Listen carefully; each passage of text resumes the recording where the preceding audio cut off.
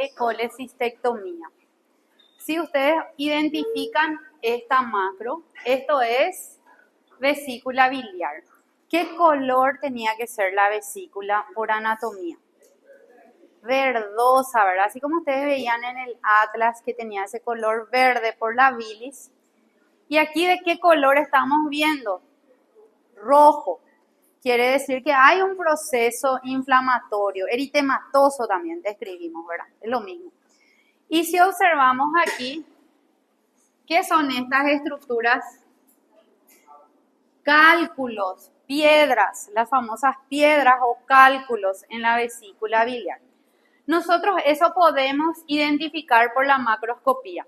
Aquí describe, dice que la vesícula está distendida y que se ve la pared un poco delgada con presencia de cálculos biliares. Pero no podemos saber si esto es agudo o crónico.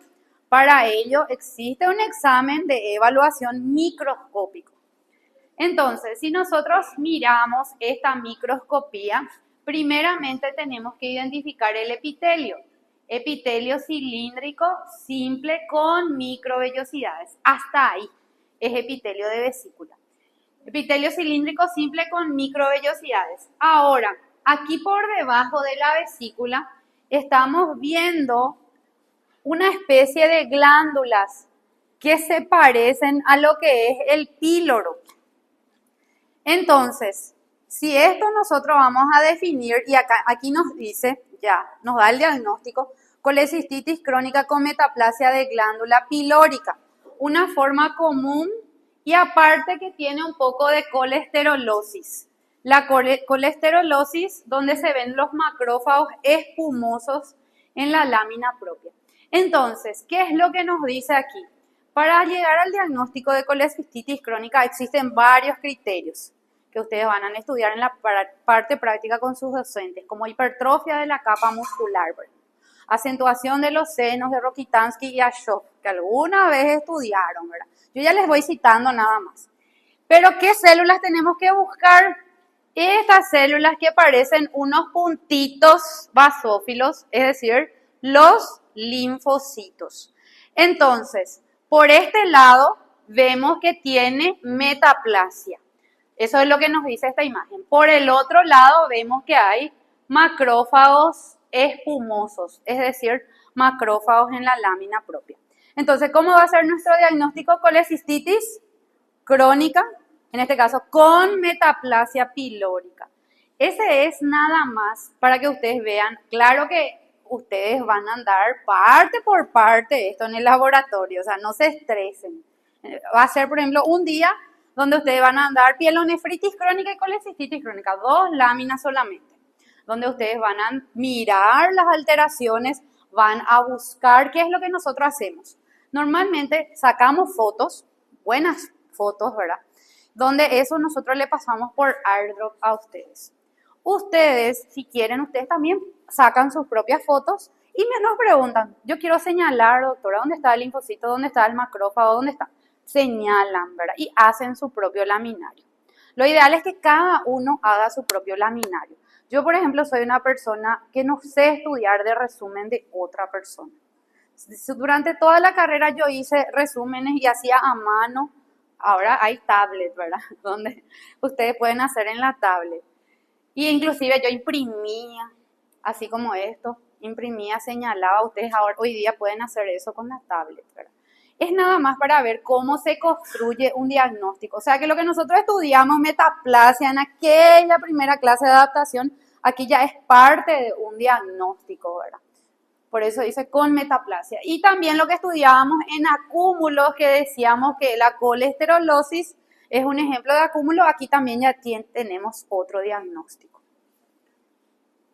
Aquí, por ejemplo, este también, si yo les digo, esta es una biopsia de vesícula, vamos a identificar aquí el epitelio cilíndrico simple, ¿verdad? Pero aquí, ¿qué nos llama la atención? Este acúmulo en forma de nidos, ¿verdad? ¿Se acuerdan que dijimos los neutrófilos, cómo vemos? Vemos aislados. Sin embargo, los linfocitos generalmente se ven en nidos o también pueden estar aislados. Por eso en algunas patologías, por ejemplo, vamos a describir con presencia de linfocitos aislados y en nidos, ¿verdad? Pero lo más fácil de identificar es cuando están así formando este aglomerado de linfocitos. Y ahora nos dice que por el otro lado vemos unas células. ¿Qué células son estas? Caliciformes.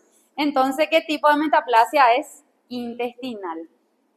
Entonces, ¿cómo sería el diagnóstico? Colecistitis crónica con metaplasia intestinal. ¿Entienden? Así vamos a ir construyendo los diagnósticos definitivos, ¿verdad? Como les dije, no se desesperen, no se preocupen, solamente esto van a ir viendo en su parte práctica y son normalmente 2 patologías, ¿verdad? Hoy la clase práctica se basa en conocer el laboratorio, conocer las piezas quirúrgicas, conocer los tipos de cirugía que son realizadas, ¿verdad? Ahora, desde la otra semana empezamos con adaptación, donde vamos a ver bocio, por ejemplo, las láminas que tenemos, hiperplasia prostática benigna, y ahí sí ya van a dibujar, ahí ya van a llevar su firma, ¿verdad? Y así vamos a ir manejando. Entonces, aquí por ejemplo nos dice que esto es una gastritis aguda. Quiere decir que estas células que están aquí rodeando a las glándulas gástricas son neutrófilos. Y los neutrófilos nos da el nombre de gastritis aguda. Aquí, por ejemplo, vemos otra biopsia de estómago. Vemos justamente, en este caso, células parietales y células principales. ¿Se acuerdan que las células parietales tenían un color rosa y las células principales tenían un color basófilo? La famosa, no sé si se acuerdan de la mnemotecnia que nosotros le decíamos a los alumnos, príncipe azul, partido colorado, ¿verdad? Partido colorado porque se ve de color rosa las parietales y las príncipe azul porque las principales se ven de color basófilo. Bueno, pero aquí algo está mal allá arriba. ¿Qué vemos aquí? ¿Qué células son estas que parecen como unos puntitos? Linfocitos, ¿verdad? Entonces, si esto es estómago, ¿cómo va a ser nuestro diagnóstico? Gastritis crónica. Y aquí justamente si vamos acercando la lámina, vamos a ir viendo estos microorganismos en forma de bastoncitos elongados, que aquí se ven mejor aún en el interior, en el fondo de esta glándula, que ¿cómo se llama esto? Helicobacter pylori. Entonces esto también, por ejemplo, cuando entremos en el capítulo de gastro, vamos a usar una clasificación que se llama clasificación de Sidney, donde ahí vamos a dar los criterios para hacer el diagnóstico de gastritis crónica. Y esto sería la tinción de Jensa, que es la tinción utilizada para ver mejor el Helicobacter pylori. Normalmente cuando hay mucho Helicobacter, inclusive con el HIE, que es la tinción de rutina, se puede ver Helicobacter. Pero hay veces que el paciente no tiene tantos microorganismos de tipo Helicobacter pylori y tenemos que solicitar tinciones y Jensa es lo que nos ayuda a identificar. Aquí justamente vemos nuevamente en el interior de una glándula gástrica, todos estos bastoncitos que estamos identificando son Helicobacter pylori. Ahora, si esto es duodeno, porque aquí nos dice duodeno, se ven las vellosidades, identificamos el epitelio cilíndrico simple con microvellosidades y células caliciformes, y vemos un montón de células inflamatorias que están, digamos, en forma de nidos. La mayoría está formando nido, algunos hay sueltos, aislados. Esto es el ejemplo de una duodenitis. En este caso nos dice que es una duodenitis por Helicobacter pylori, que es otro microorganismo que se encuentra bastante en el duodeno y es causante de una inflamación crónica también. Justamente Giardia, ¿verdad? A veces podemos identificar la presencia de Giardia. En medio de esto vemos Giardia. Ahora, esto es piel, ¿verdad? Se ve el epitelio plano estratificado con queratina, pero aquí vemos unas estructuras, que ¿cómo se llaman estas estructuras? Redondas o ovoides, granulomas. Y justamente la forma redonda u ovoide lo dan los fibroblastos, que hace este proceso fibroso que da un aspecto como en G de moinho, ¿verdad? En remolino. Y aquí justamente vemos nuestra célula, que ¿cómo se llama esta? Langhans, gigante multinucleada de tipo Langhans. Esto es lepra tuberculoide, que después les voy a ir explicando en la clase de lepra, que es un ejemplo de enfermedad granulomatosa también. O sea, ven cómo se va integrando todo. Todo lo que ustedes estudiaron en micro, lo que estudiaron en fisio, bioquímica, todo viene ahí. Se junta. Esto es justamente una patología que estudiaron también, donde aquí se ve una lesión en forma de úlcera en esta zona. Sífilis, exactamente, es sífilis. Y aquí en la sífilis predomina las células que hace rato dijimos que tiene un núcleo periférico y tiene ese aspecto que le llamábamos, parece la capa de Superman.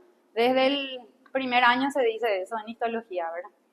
Son los plasmocitos. Plasmocitos son los que predominan en la sífilis. Y aquí vemos la biopsia justamente, digamos, este sería acercando. Si yo acerco el objetivo y miro en el 60. Si yo alejo, ahí veo la presencia de una úlcera. Y tengo que identificar dos palabras, erosión y úlcera, que son dos términos que ustedes van a tocar bastante, no solo ahora, sino que van a ir desarrollando más adelante.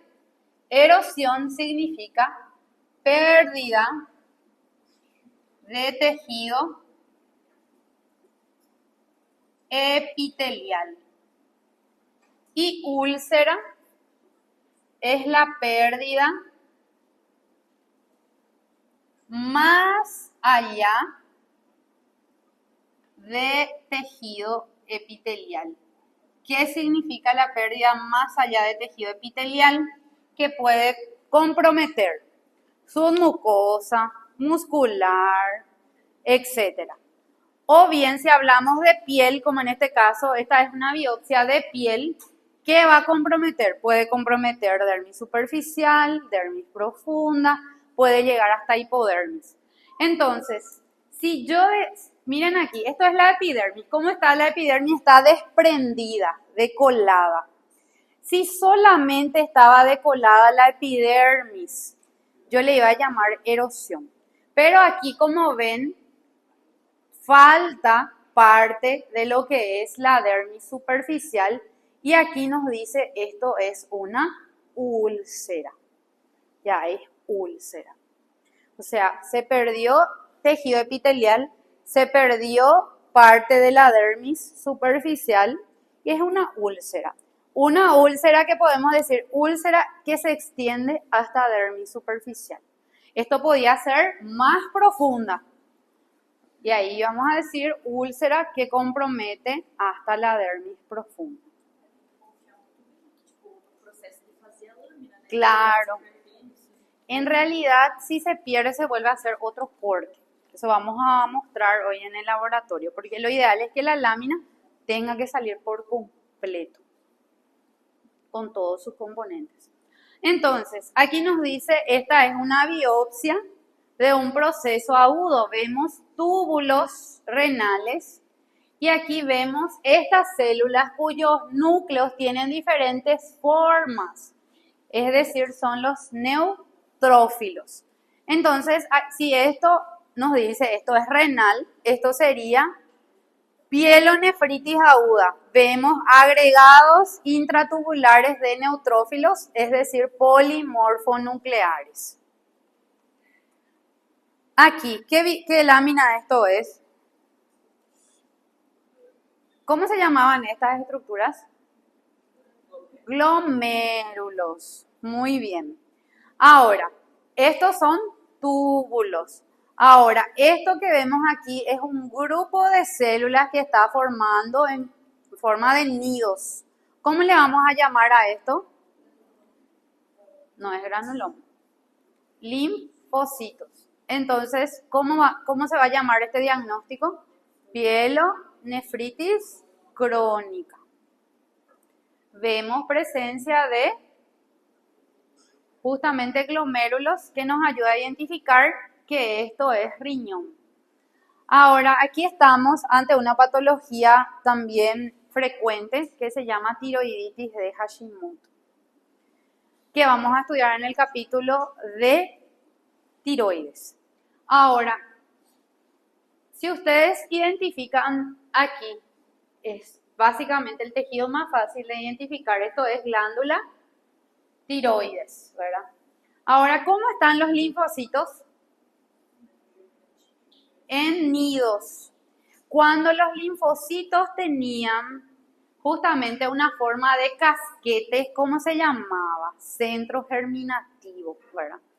Entonces, la tiroiditis de Hashimoto es una de las patologías que ustedes van a querer que les toque en el examen, porque es fácil de identificar el órgano, es fácil de identificar tiroides. Y lo más fácil es que los linfocitos se agrupan y forma ese centro germinativo donde ven una zona central más clara y la forma periférica en forma de un casco, de un casquete, ¿verdad? Entonces es una de las láminas que todos quieren que les toque en el examen, porque es fácil de identificar. Ustedes van a ir viendo, después van a tener sus láminas favoritas que van a querer que ese les caiga en el examen práctico, ¿verdad? En forma de nódulos linfoides. Solo que los linfocitos realmente pueden estar así formando nidos, pero aquí los nidos son muy evidentes por la presencia de una zona más clara y una zona más profunda. Ahora ustedes van a dar esto en el contexto de inflamación crónica solamente. Cuando entremos en tiroides vamos a estudiar bien la tiroiditis de Hashimoto, la parte teórica, ¿verdad? Etcétera. Ahora, practiquemos, dice, los diagnósticos. Entonces, si yo veo células cuyo citoplasma se puede identificar fácilmente, es decir, el citoplasma se identifica con un fondo rosa. Las células tienen diferentes formas nucleares. También hay vasos, hay en otra imagen donde se ve mejor, vasos con contenido hemático. Yo voy a decir que ustedes no hace falta que identifiquen aquí el órgano, ¿verdad? Todavía. ¿Esto es agudo o crónico? Ese es el objetivo de la clase. Es agudo, ¿verdad? Es agudo. Aquí también, miren, se identifican células cuyo citoplasma es visible. Vemos el citoplasma rosa. Vemos los núcleos que tienen diferentes formas. Y aquí sí se ve bien los vasos llenos de hematíes, que justamente dijimos hoy que era uno de los componentes de la inflamación aguda. ¿Se acuerdan, verdad? Entonces, esto es un proceso inflamatorio agudo. Solamente es eso la idea central de la clase de hoy. Ahora aquí, por ejemplo, estoy viendo una célula muy específica. Entonces, ¿qué tipo de inflamación es esto? Crónica granulomatosa. Siempre con nombre y apellido.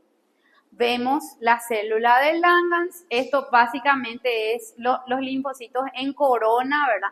Los fibroblastos y las células, recuerden que tienen esa forma irregular. Es el macrófago, que en este caso se llama célula epitelioide.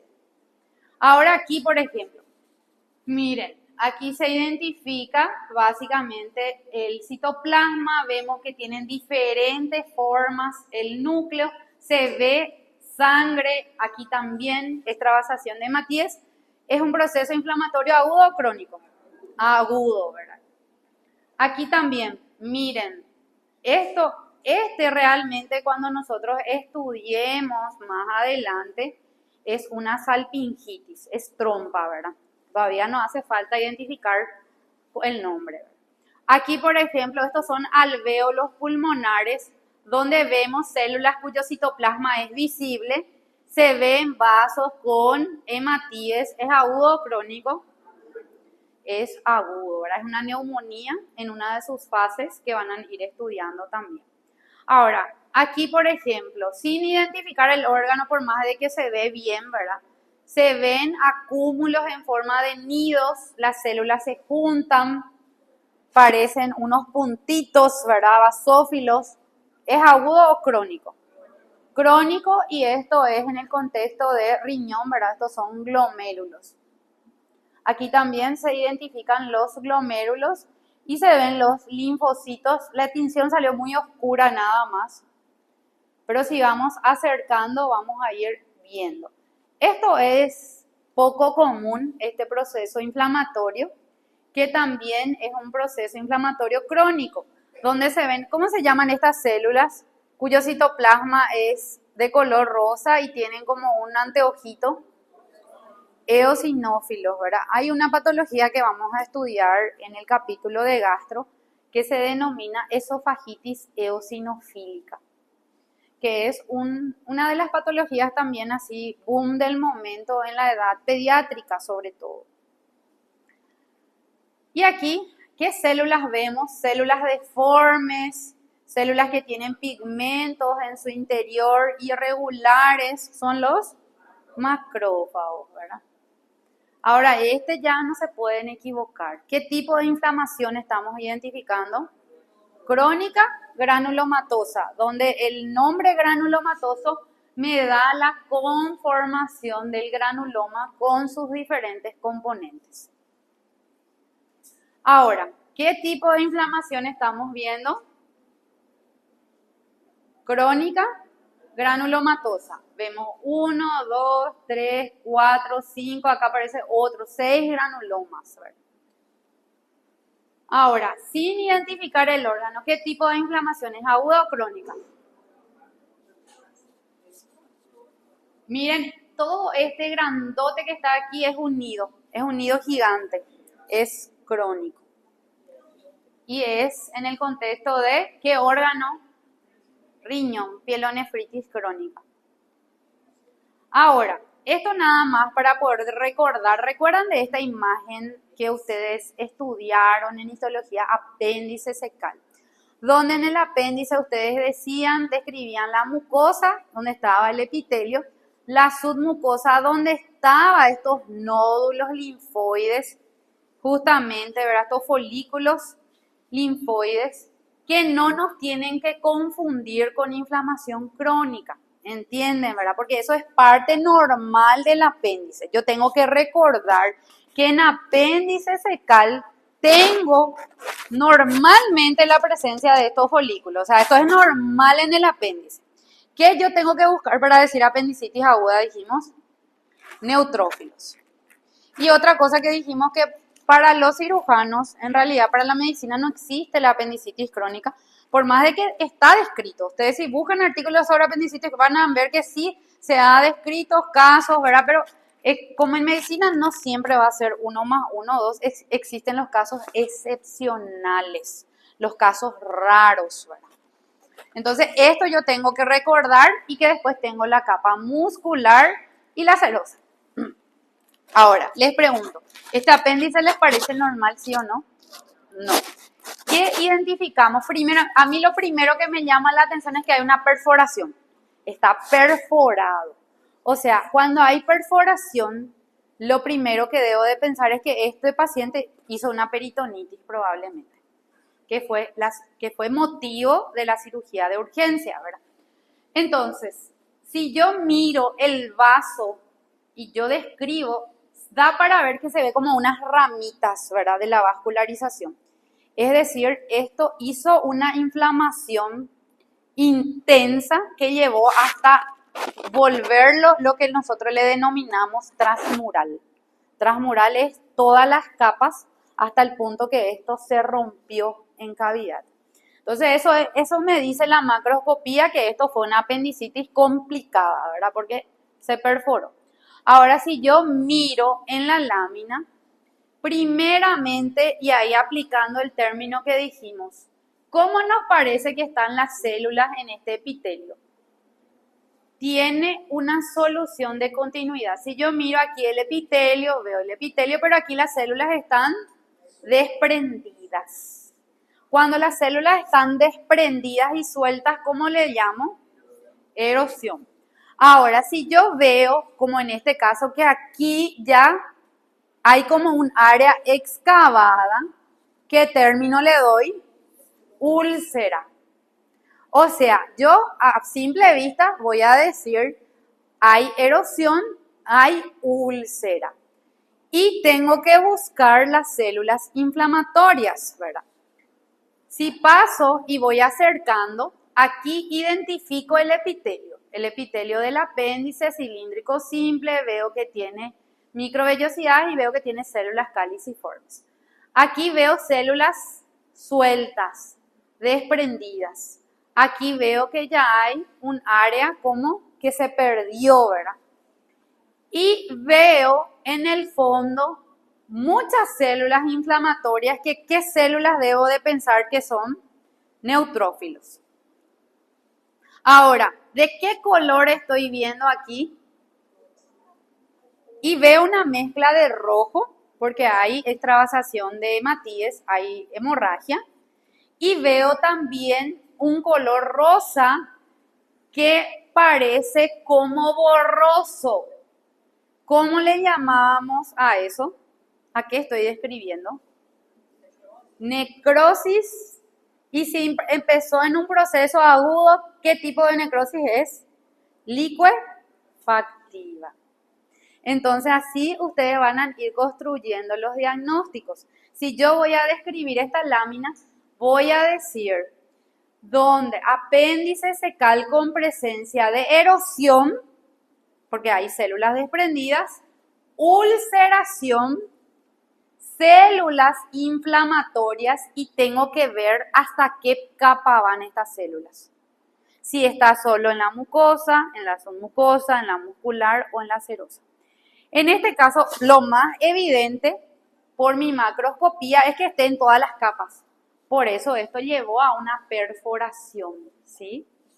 Entonces, aparte de eso, voy a decir que tiene necrosis licuefactiva y presencia de neutrófilos en todas las capas. Y eso es lo que ustedes van a hacer en la parte práctica. Van a mirar justamente la lámina e identificar cada una de las cosas, o sea, los puntos que estamos diciendo.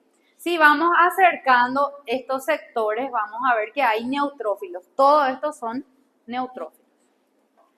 Ahora, esta es otro apéndice. ¿Qué les parece este apéndice? Este está cortado en hemisección. Hemisección significa en la mitad. ¿Qué les parece este apéndice? Simplemente está necrosado. Ya la macroscopía me dice que yo veo de un color negruzco y que ahí esto está muerto, ¿verdad? Es un tejido muerto. O sea, hay necrosis. Y ahí tengo que pensar, si esto inició en un proceso agudo, ¿qué tipo de necrosis es? Licuefactiva, ¿verdad? Ahora, desde aquí, desde la macro, yo ya puedo decir, esto es una apendicitis que está complicada, que se complicó, ¿verdad? O sea, la macroscopía, si ustedes se dan cuenta, es orientativa.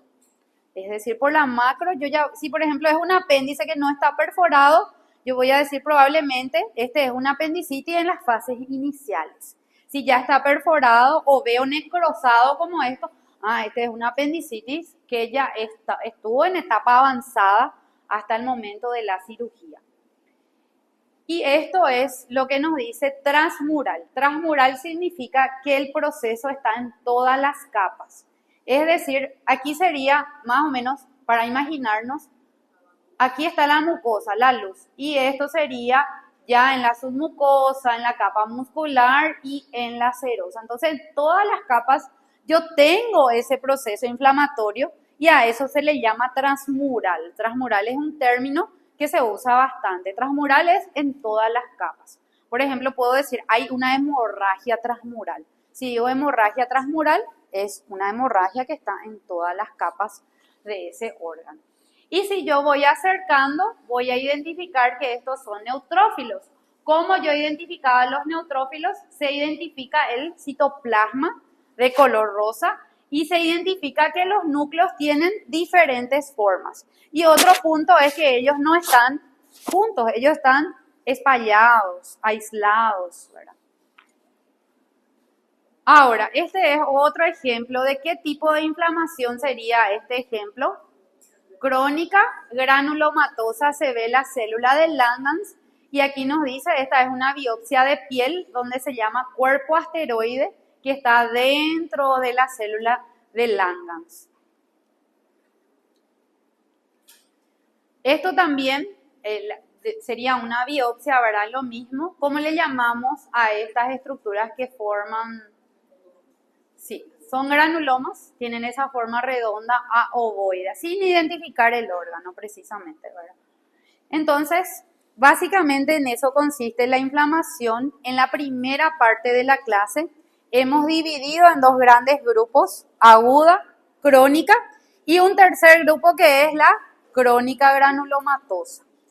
Dijimos, ¿qué es lo más importante de esto?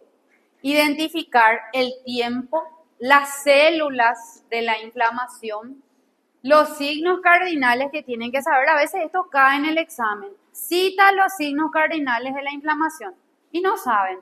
Y es un regalo, es un regalito, es una pregunta fácil, ¿verdad? Sí.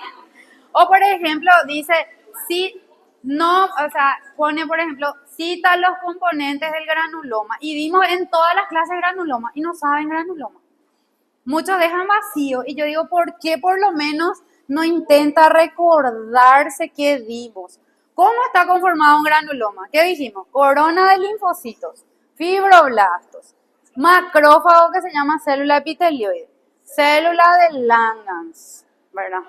O sea, siempre en un examen va a haber preguntas fáciles, directas, donde yo miro y ya tengo que saber si por lo menos asistí la mitad de las clases, ¿verdad? Después están las preguntas más complejas que vamos a ir trabajando en clase. Todavía no tenemos trabajo en clase porque quiero terminar por lo menos hasta un contenido y también estábamos formando los grupos de práctica.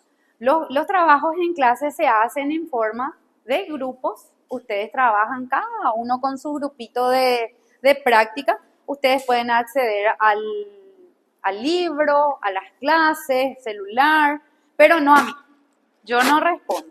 Yo solamente una vez que ustedes me entregaron eso, yo la próxima clase les doy sus notas y ahí debatimos las preguntas. ¿Para qué hacemos esto? Para que nos entrene para el examen, ya sea parcialita o parcial, porque están las preguntas trabajadas. El examen teórico tiene casos clínicos y estos casos clínicos tenemos que entrenar para que no nos asuste cuando caiga eso en el examen y digan, Dios mío, esto nunca vi. Entonces siempre se hace trabajitos en clase. Y bueno, ¿qué es importante aquí saber también? Tenemos que saber, por supuesto, los componentes de la inflamación que hemos hablado. Alteración del calibre vascular, cambios en la microvasculatura, migración. ¿Qué ocurre en cada uno? Moléculas, siempre preguntan, ¿y esas moléculas que estudiamos el año pasado, histamina, eso necesitamos saber?